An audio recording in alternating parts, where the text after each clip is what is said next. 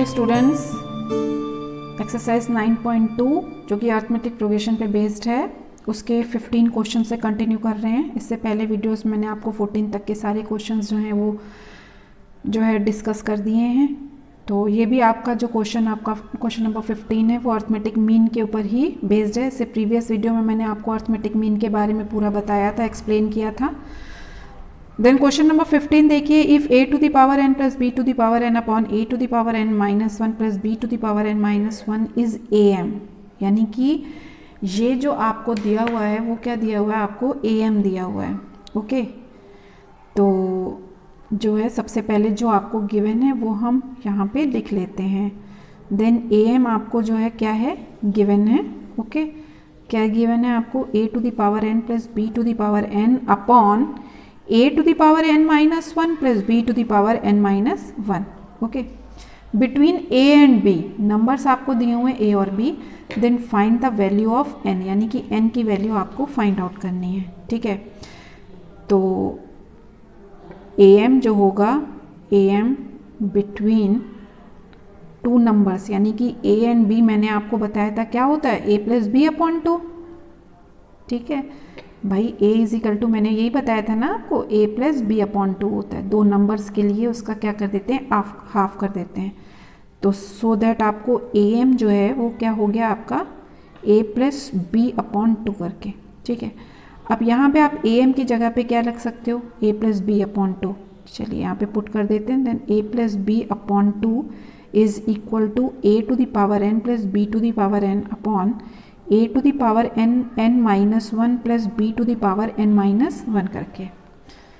अब आपको इसमें कुछ नहीं करना है, आपको तो क्रॉस मल्टीप्लाई करके ही सॉल्व कर देना है इसको। देन क्रॉस मल्टीप्लाई करते हैं, ठीक, इसका इसके साथ कर देंगे, 2 का a to the power n b की पावर n के साथ। तो देखिए a प्लस b इसके साथ मल्टीप्लाई होगा किसका, a to the power n minus 1 plus b to the power n minus 1। ठीक, और इधर आपका मल्टीप्लाई हो जाएगा 2a to the power n plus 2b to the power n। अब a का इससे मल्टीप्लाई करो, देखो पहले a का इन दोनों से मल्टीप्लाई करेंगे, a into A to the power n minus 1 plus a into B to the power n minus 1 plus b into A n minus 1 plus b into B to the power n minus 1 is equal to 2a to the power n plus 2b to the power n। चलिए, अब जो है आपका यहाँ पे ये minus है और यहाँ पे ये 1 है, पावर्स ऐड हो जाती है ना। तो देखिए इसको जो है मैं सॉल्व करके आपको बताती हूँ। जैसे कि a इंटू आपको दिया हुआ a to the power n minus 1, अगर आप इसकी पावर्स को ऐड करोगे, बहुत अच्छे से समझ लो जिससे कि आपको जो है कोई परेशानी ना हो, तो ये क्या हो जाएगा, a to the power n। इसी तरीके से b की पावर n माइनस 1 और b को जब मल्टीप्लाई करूंगी तो इसकी भी पावर्स बेस सेम है, पावर्स ऐड हो जाएंगी। Then b to the power n minus 1 plus 1, तो ये हो गया आपका कैंसिल, तो b की पावर n आ जाएगा। ओके, तो ठीक इसी तरीके से अब आपका यहाँ पे क्या आ जाएगा, a to the power n plus a b to the power n minus 1 plus b a to the power n minus 1, और यहाँ पे मैंने अभी बताया क्या आ जाएगा, b to the power n is equal to 2a to the power n plus 2b to the power n। Okay, अब ये सारे टर्म्स आपके लेफ्ट हैंड साइड के सारे टर्म्स है, इसको चाहे राइट हैंड साइड में ले जाओ चाहे इसको इधर ले आओ। तो चलिए हम ऐसा करते हैं, लेफ्ट हैंड साइड के सारे राइट हैंड साइड में ले जाते हैं। ठीक है, तो देखिए यहाँ पे ये 2a to the power n है, ठीक, यहाँ पे plus 2b to the power n, ये इधर जाएंगे सारे नेगेटिव हो जाएंगे, a to the power n, ठीक है, minus a b to the power n minus 1 minus b a to the power n minus 1 minus b to the power n is equal to 0। ये आपकी एक equation बन गई। ठीक है, अब देखो ये 2a to the power n है, ये a to the power n, तो केवल आपका a to the power n होगा। ठीक है, अब a to the power n हो गया और यहाँ पे ये बच गया आपका प्लस के b to the power n minus a b to the power n minus 1 minus b a to the power n minus 1 equal to 0। अब मुझको कुछ कॉमन लेकर के इसको सॉल्व करना है, तो क्या करूँगी मैं, यहाँ पे ये a टू द पावर है तो मैं ये वाला ले लेती हूँ ना, इन दोनों को एक साथ ले लेती हूँ जिससे कुछ कॉमन बाहर निकाल सकूँ। चलिए इसको मैंने ले लिया, माइनस हो गया b a to the power n minus 1 करके, प्लस अब b के साथ में ये आ जाएगा b to the power n के साथ में, ये हो गया a b to the power n minus 1 equal to 0। ठीक है, चलिए अब मैं आपको एक चीज़ यहाँ पे कॉमन लेना सिखाती हूँ कि कैसे कॉमन लिया जाता है। ठीक, तो आपके पास यहाँ पे देखो a to the power n है और साथ में आपके पास क्या है b a to the power n minus 1 करके। तो देखो अगर मान लो यहाँ पे 25 माइनस 5 है तो मैं क्या कॉमन लूँगी, जो छोटा है उसी को तो कॉमन लूँगी ना, तभी तो मैंने यहाँ पे 5 कॉमन लिया, तो 5 माइनस 1 हो गया, 5 5 जो 25 माइनस 1। ठीक इसी तरीके से यहाँ पे n माइनस 1 पावर क्या है आपकी छोटी है, तो हम इसको बाहर निकालेंगे n माइनस 1 को। ठीक है, अच्छा अब एक चीज़ और अपने दिमाग में रखो, अभी मैंने ये बताया कि अगर मैं a to the power n minus 1 का a के साथ मल्टीप्लाई कर दूँ तो वापस क्या आ जाती है, a to the power n आ जाएगी ना। It is equal to a to the power n minus 1 को जब a के साथ मल्टीप्लाई करूँगी तो a टू द पावर क्या आ जाएगी, n आ जाएगी। ठीक है, तो यहाँ पे मेरे पास जो है ये देखिए, यहाँ पे मेरे पास यहाँ पे क्या बचेगा, a ही बचेगा और माइनस क्या हो जाएगा, ये b हो जाएगा। तो चलिए आप क्वेश्चन पे चलते हैं। यहाँ पे अब सबसे पहले आपने क्या किया, ये उतार लिया a to the power n, okay, minus b a to the power n minus 1 plus b to the power n minus a b to the power n minus 1 equal to 0। तो ये पावर मैंने अभी आपको समझाया, क्या small power आप बाहर common ले लो n माइनस 1। अब यहाँ पे क्या आपके पास रहेगा, केवल a। देखो इन दोनों का अगर मल्टीप्लाई करूँगी तो केवल a to the power n बचेगा, तो कॉमन हो गया, ये हो गया आपका a माइनस ये तो चला ही गया आपका बाहर कॉमन, तो b बचा। ठीक है, ठीक इसी तरीके से आप यहाँ पे माइनस में कॉमन लोगे, ओके, इसको आप पहले लिखोगे क्योंकि ये a माइनस b है ना, तो आपने क्या करोगे, माइनस कॉमन ले लोगे। तो ब्रैकेट में आपके पास यहाँ पे क्या बच जाएगा, जब आप यहाँ पे ब्रैकेट में, चलिए यहाँ पे लिख देते हैं, ये b to the power n minus 1 को आपने कॉमन लिया है। ठीक है, तो यहाँ पे ब्रैकेट में क्या आएगा, a माइनस b करके आ जाएगा। तो दो फैक्टर आपने कर लिए, तो ये हो जाएगा a माइनस b और a to the power n minus 1 minus b to the power n minus 1 equal to 0। देखो इसको लेकर के तो मेरे को a की वैल्यू कोई मिलेगी नहीं भाई, अगर मेरे पास a minus b equal to 0 है then a equal to b आ गया, तो इसका तो कोई मतलब ही नहीं बनता।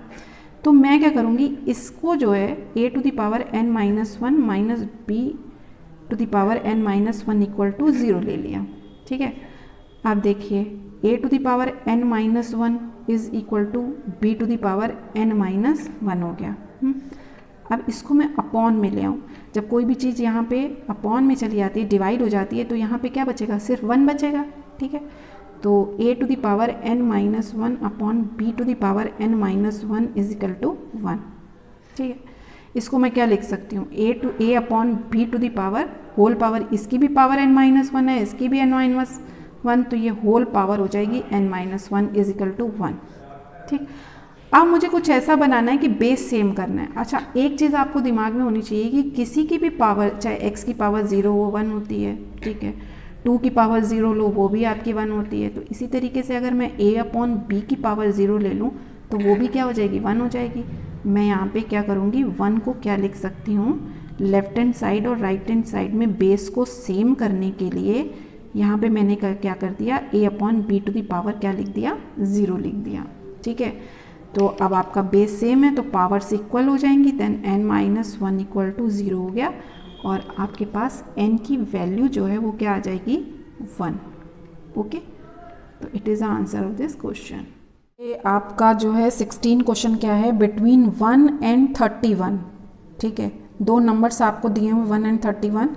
m numbers have been inserted in such a way that resultant sequence is an AP, यानी कि m नंबर्स हम इसके बीच में डालेंगे। ठीक है, m अर्थमेटिक मीन आपको डालने हैं जो कि सीक्वेंस जो है वो किस में हो जाए, आपका AP में हो जाए। देन रेशियो जो है आपको दिया हुआ है कितना, 7th और m माइनस 1th टर्म में 5:9। ठीक, find the value of m। चलिए क्वेश्चन करते जाएंगे और साथ साथ समझते जाएंगे। ठीक है, सबसे पहले तो m नंबर्स जो आपने डालने हैं उनको हम क्या करेंगे, लेट कर लेंगे। लेट आपका a1, a2, a3 up to so on आपका am टर्म्स तक जो है नंबर्स हैं बिटवीन किसके बीच में हैं, बिटवीन 1 एंड 31 के बीच में। ठीक, तो ये आपने नंबर सेलेक्ट कर लिए। तो अगर इसके बीच में नंबर्स हैं तो 1, a1, a2, a3, ठीक है, ये सब am जो होंगे एंड लास्ट नंबर आपका 31 दिया हुआ है, किस में बन जाएगा सीक्वेंस, आर इन AP में। ठीक है, ये तो हमने लेट कर लिया है। ठीक, अब देखिए इस सीक्वेंस में आपके पास a इज इक्वल टू कितना दिया हुआ है, 1, ये फर्स्ट टर्म आपका दिया हुआ है। ठीक, और आपको लास्ट टर्म जो है यानी कि लास्ट टर्म ये आपने पूरे कितने डाले यहाँ पे m, और 2 नंबर्स आपके पास पहले से थे, तो आपके पास नंबर ऑफ जो टर्म्स होंगे उस सीक्वेंस के वो क्या हो जाएंगे, m+2। तो सो दैट आपका am+2 लास्ट टर्म आपका कितना दिया हुआ है, 31 दिया हुआ है। चलिए फिर फॉर्मूला अप्लाई कर देते हैं। am+2 is equal to a plus n की जगह पे क्या प्लेस करेंगे, यहाँ पे m+2 - 1 इंटू डी करके। ठीक, अब m+2 की जगह पे आप पुट कर दीजिए 31 and a is equal to 1 हो गया। नंबर ऑफ टर्म्स तुम्हारे पास हो गए m+1 इंटू डी। 1 को जब आप इधर लेके जाओगे तो माइनस हो जाएगा, then 30 equal to m+1 into d आ गया। तो d की वैल्यू हमारी आ जाएगी 30/m+1। ये तो d की वैल्यू निकाल ली। ठीक है, अब मुझको जो है क्या दिया हुआ है, यहाँ पे रेशियो दिया हुआ है, ratio of 7th and m-1th term, term नहीं है सॉरी नंबर्स में। तो नंबर्स मेरे a7 होंगे और क्या होंगे am-1। इसमें आपके पास कितना दिया हुआ है, यहाँ पे ये दिया हुआ है आपको 5:9। अच्छा एक चीज़ और देखो, यहाँ पे मैंने जब बताया था कि अर्थमेटिक मीन निकालते हैं, तो अगर a1 है तो वो क्या होगा a+d, a2 है तो क्या होगा a+2d हो जाएगा, तो a2 a3 होगा तो a+3d हो गया। तो यहाँ पे a7 है, ओके, तो a7 है तो मैं यहाँ पे क्या लिख सकती हूँ, a+7d हो गया। am-1 है तो a+m-1 इंटू डी करके हो गया इज इक्वल टू 5/9। ठीक है, अब आप a की वैल्यू रखो, अभी d की वैल्यू पुट ना करो। ठीक है, थोड़ा इसको सॉल्व कर लेंगे तो फिर हम d की वैल्यू यहाँ पे रखेंगे तो बहुत आराम से आपका सॉल्व हो जाएगा। ठीक है, 5:9। चलिए और आगे बढ़ते हैं यहाँ पे। अब इसमें क्या करा हमने, क्रॉस मल्टीप्लाई कर दिया। ठीक है, क्रॉस मल्टीप्लाई करेंगे जब यहाँ पर, तो ये आपका जो है किसके इक्वल में आ जाएगा, 9 का हो गया 1 + 7d के साथ में। ठीक, और 5 का मल्टीप्लाई हो गया 1 + m-1 इंटू टी के साथ में।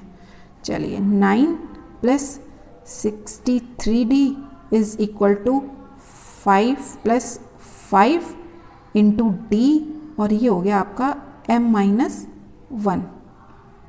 ठीक है, ये हो गया आपका। अब देखो इसको ओपन कर लेते हैं, 9 + 63d is equal to 5 plus यहाँ पे हो गया 5 md - 5d करके आया। ठीक है, अब इसको आप इधर ले जाइए लेफ्ट हैंड साइड में, देन 63d प्लस हो गया आपका 5d is equal to 5 - 9 + 5 md। ठीक है, ये आपका ऐड किया आपने 68d हो गया। ठीक है, and it is equal to आपके पास यहाँ पे क्या आ जाएगा, -4 + 5 md। ठीक, तो चलिए अब इसको हम सॉल्व करते हैं। एक काम और करते हैं, d वाले जो है एक साइड ले जाते हैं, इसको इधर ले जाते हैं, 4 कॉमन लो, इसको d वाले को इधर ले जाते हैं, ये आसान होगा थोड़ा सा, -68d। अब आप क्या करो, d कॉमन ले लो। ठीक है, तो d जब कॉमन लिया तो ये हो गया 5m - 68। अब आप d की वैल्यू रख दो, d की वैल्यू आपने क्या निकाली है यहाँ पे 30/m+1, देन 30/m+1 रखा एंड ये हो गया आपका 5m - 68। ठीक, अब क्रॉस मल्टीप्लाई करोगे तो ये हो जाएगा 4m + 4 और 30 का इसमें मल्टीप्लाई कर देते हैं। ठीक है, तो 30 का यहाँ पे मल्टीप्लाई करेंगे तो कितना आ जाएगा 150m माइनस देखो 68 का हम कर दे रहे हैं 3 से, 0 लगा देंगे 4 और ये हो गया 2, तो यानी कि 2040 आ गया। ठीक, ये मैंने रफली आपका मल्टीप्लाई करके दिखाया। ठीक है, देन अब इसको आप इधर ले आओ, इसको इधर ले जाते हैं, तो 4 + 2 4040 is equal to 150 minus 150m minus 4m। ठीक, तो 150m माइनस 4m कितना आ जाएगा 146m and it is equal to 2040 करके आया। ठीक है, चलिए अब मुझे सिर्फ इसको क्या करना है, डिवाइड करना रह गया। Then m is equal to मेरे पास आएगा 2040 अपॉन 146 करके। ठीक है, तो चलिए इसको मैं रफ में ऐसे करके आपको दिखाती हूँ कैसे जो है डिवाइड करना है।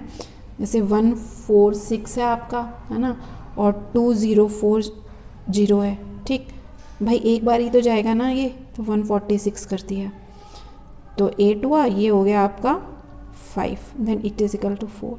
देखो जो है कितनी बार जा सकता है आप बताओ मुझको। 4 है, 4 है यहाँ पे, ये 4 हो जाएगा। ओके, 4 तो अब यहाँ पे मैंने 4 से किया तो ये हुआ 4, मतलब किससे 146 में आपको 4 का मल्टीप्लाई करो, यही आ जाएगा 584। ठीक है, यह है ना, 4 6 = 24, 2 4 4 = 16 18 और 4 1 = 4। ठीक, तो आपके पास आंसर जो मिलेगा वो m इज इक्वल टू कितना मिल गया 14। ठीक, तो ये आपका कैंसिल करके आपने क्या कर दिया 14 कर दिया। ठीक है, तो अब आपके पास m की वैल्यू क्या आ गई, m is equal to 14। Okay, ये आंसर आ गया आपका। अब देखो आपका 17th क्वेश्चन क्या है। अ मैन स्टार्ट्स, ये एप्लीकेशन ऑफ AP के हैं। कई क्वेश्चन आपको जो है इसमें NCERT में तो 1-2 क्वेश्चन ही दिए हुए हैं, तो अगर आप रेफरेंस बुक से देखोगे तो बहुत सारे क्वेश्चन आपको जिसमें कि एप्लीकेशन ऑफ AP जो कि आपके कंपटीशन लेवल पे भी होता है, पहले आपको AP जो है वो बनानी होती है। तो a man starts repaying a loan as first instalment जो है वो उसकी ₹100 की है, यानी कि उसका first instalment A is equal to 100 उसने दे दिया है। If he increases in instalment, increases in instalment का मतलब है कि कहीं ना कहीं उसने क्या दे दिया, हमको डिफरेंस अमाउंट दे दिया है। ठीक है, तो डिफरेंस अमाउंट जो है वो उसने कितना दिया है, अमाउंट आपको दिया हुआ है ₹5। तो ये हमारा क्या हो गया, कॉमन डिफरेंस हो गया 5। देन पूछ क्या रहा है क्वेश्चन में, देखिए what amount he will pay in 30th instalment, यानी कि A 30th इंस्टॉलमेंट उसने कितनी दी ये पूछा है उसने। ठीक है, तो A इज इक्वल टू 100 हो गया, तो सो दैट हमारी जो फर्स्ट इंस्टॉलमेंट होगी, फर्स्ट इंस्टॉलमेंट जो है वो हो गई आपकी कितनी, ₹100। इसी तरीके से आपने सेकंड इंस्टॉलमेंट निकाल ली, वो कितनी हो जाएगी आपकी, 5 ऐड कर दिया डिफरेंस मनी। भाई यहाँ पे अगर मैं 100 + 5 कर दूँ तो सेकंड इंस्टॉलमेंट आ गई यहाँ पे। ठीक है, इसी तरीके से थर्ड इंस्टॉलमेंट हो जाएगी आपकी। ठीक, एक डिफरेंस अमाउंट आपका मिलता चला जा रहा है, यानी कि यहाँ पे मैंने क्या किया 105 में 5 ऐड कर दिया, तो 5 ही क्या हो गया, इसका कॉमन डिफरेंस हो गया ना।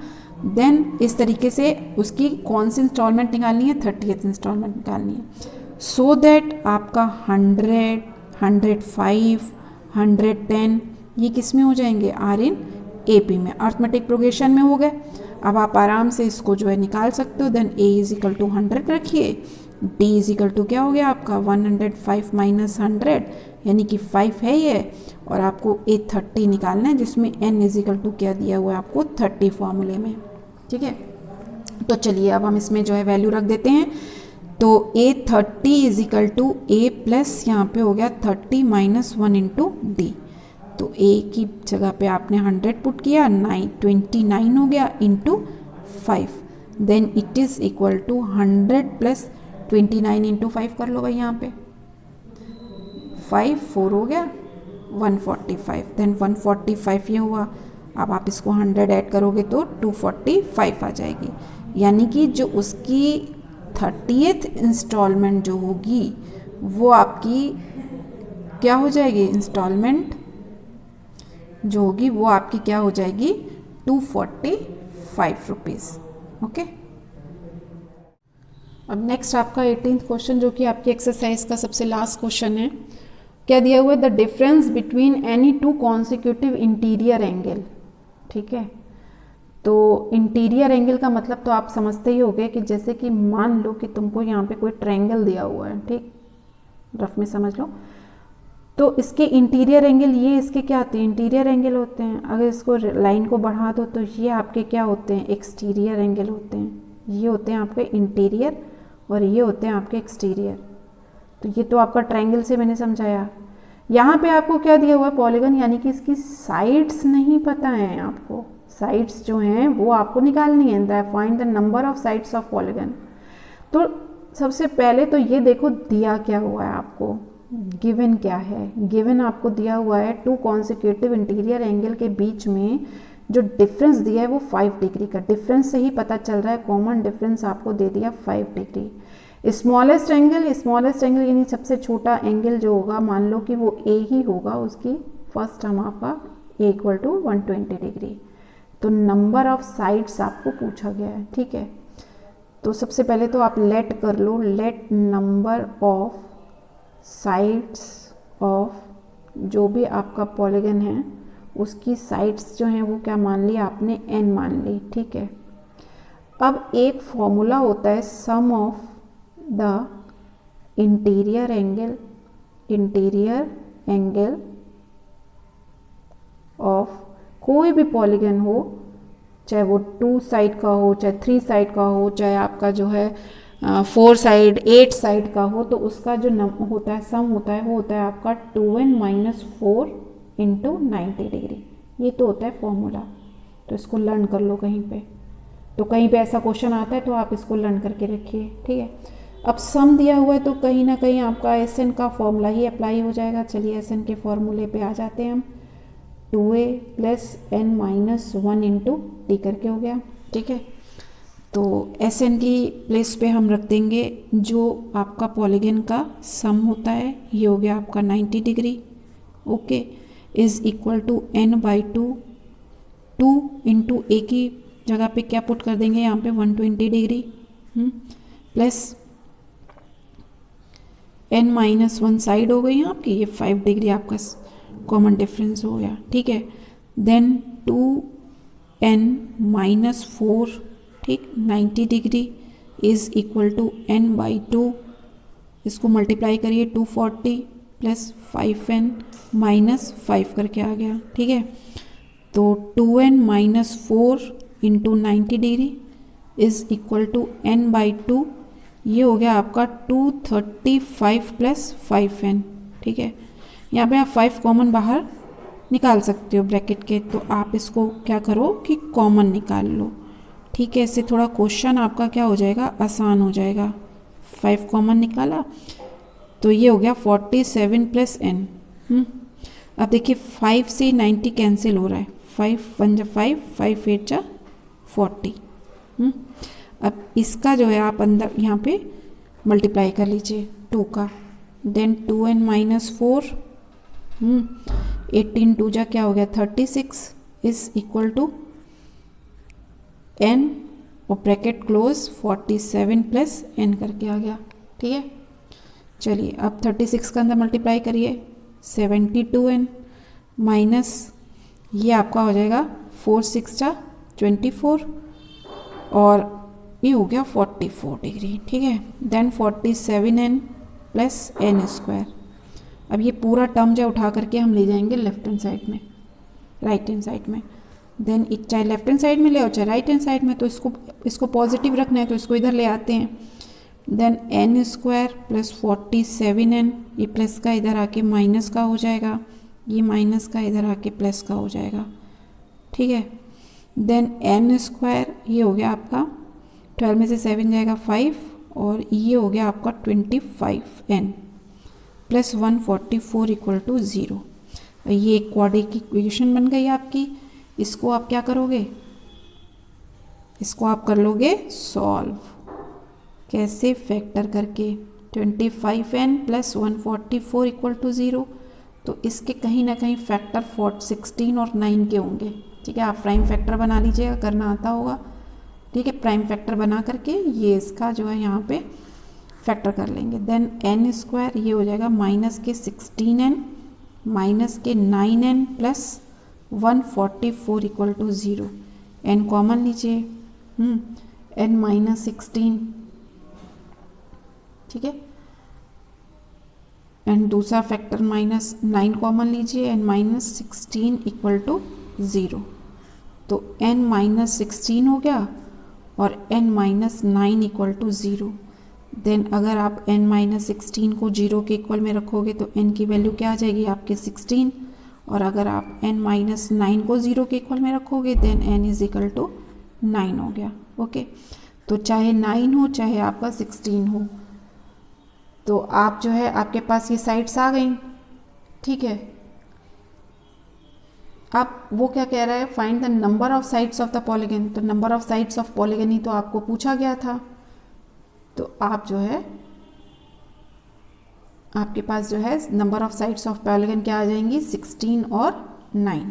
ओके, आप इसमें एंगल भी निकाल सकते हो बड़े आराम से, जैसे कि आपको T9 करके निकाल सकते हो, T16 करके निकाल सकते हो कि 16th वाला जो होगा हमारा कौन सा होगा और 9th वाला एंगल हमारा कौन सा होगा। ओके, तो ये तो आपका आंसर हो गया इस क्वेश्चन का।